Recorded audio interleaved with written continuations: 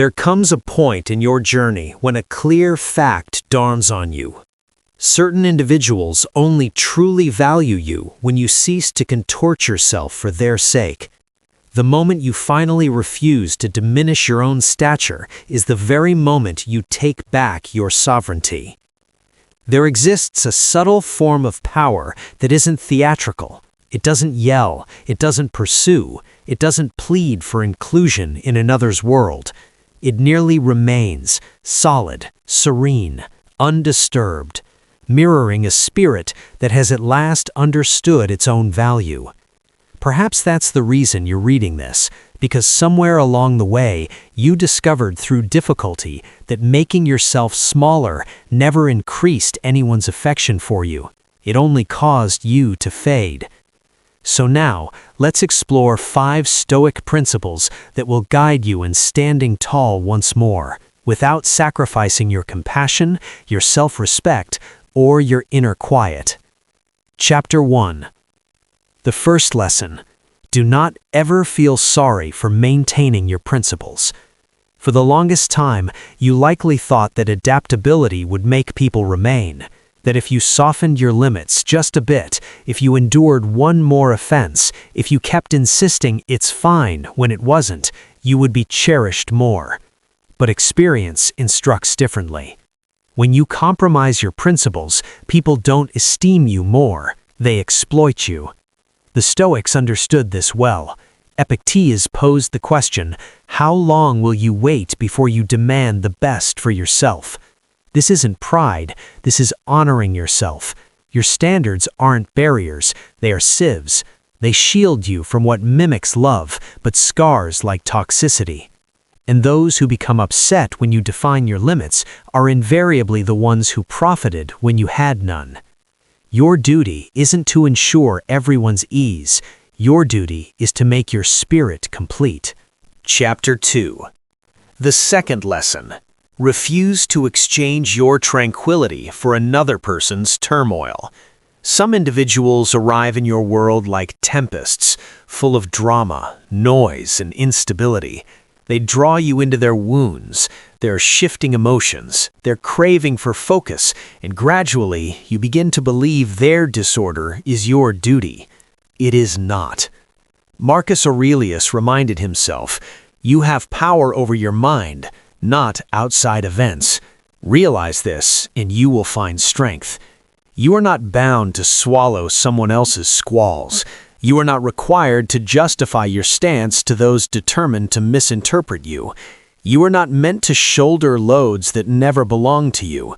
As time passes, you understand more the importance of safeguarding your inner quiet, not with fury, not with confrontation, but with space. Because serenity is precious and chaos is common, and certain people attempt to purchase your peace with their disorder each day. Do not permit it. Chapter 3. The third lesson: quit demonstrating your worth to those who are indifferent. Among life's most profound weariness is the effort spent persuading the incorrect people of your merit. Striving to be sufficient for someone who isn't even watching, striving to prove devotion to someone who doesn't offer elementary regard, striving to articulate your heart to someone who isn't hearing. But the reality is plain. If someone cannot perceive your value, your dedication, your faithfulness, degrading yourself won't make them see it. It only obscures your own vision. Seneca observed, "If a man does not know to which port he sails, no wind is favorable." When you direct your vitality towards the wrong spectators, you lose your path, your aims grow hazy, your sense of self grows fragile, your inner light grows dim. Do not spend your life trying to be the champion in another person's narrative. Compose your own. Exist for those who sense your essence, not those who doubt it.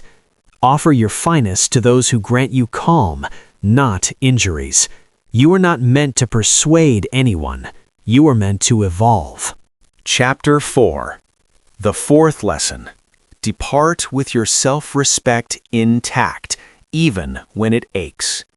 There will be moments when the most powerful action you can take is simply to turn and leave. Not in rage, not for retaliation, not with resentment, just in quiet. For silence is what you select when you finally comprehend that your worth needs no endorsement.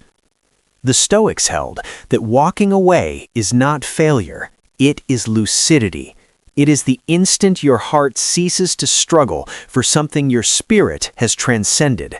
It is the realization that agony is not devotion, and poor treatment is not affection. Marcus Aurelius wrote, "The best answer to anger is silence." This silence is not frailty, it is insight. It is the decision not to sink in conflicts unworthy of your potential. It is the choice of peace over ego, mending over misery, self-regard over self-denial. Yes, leaving will feel difficult, but that distress is not a signal that you have lost something vital. It is a sign you are finally creating space for something that deserves you. Chapter 5. The fifth lesson: cultivate a person you can respect. Existence gains clarity when you stop reducing yourself to meet the world and start elevating yourself to meet your calling. You start to communicate differently, carry yourself differently, reason differently. You quit seeking approval. You quit warping your character to belong. You quit bargaining over your value as if it were a deal. You simply live with purpose. The Stoics believed the supreme form of power is virtue, not prestige, not image, not position. Virtue. Epictetus said, "First say to yourself what you would be, and then do what you have to do."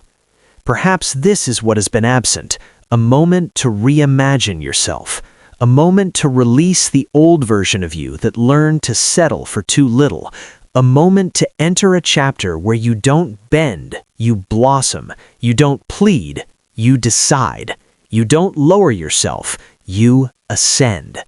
And when you ascend, you do not do so with clamor, you ascend with a calm, composed, quiet strength.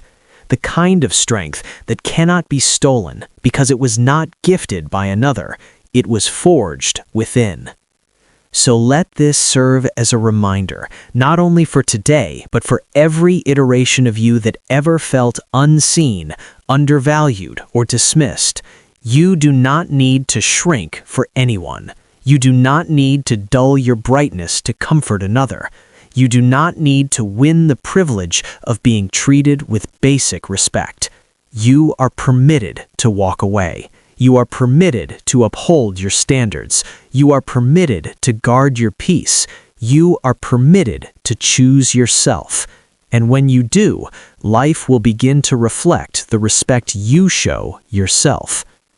If these words resonated, if even a single line echoed within you, pause for a moment, breathe deeply, and let the feelings settle. And if you desire more guidance like this, more Stoic wisdom, more affirmations of your inner strength, you know what follows. Subscribe, and let's continue on this path together, steadily, powerfully, unwavering.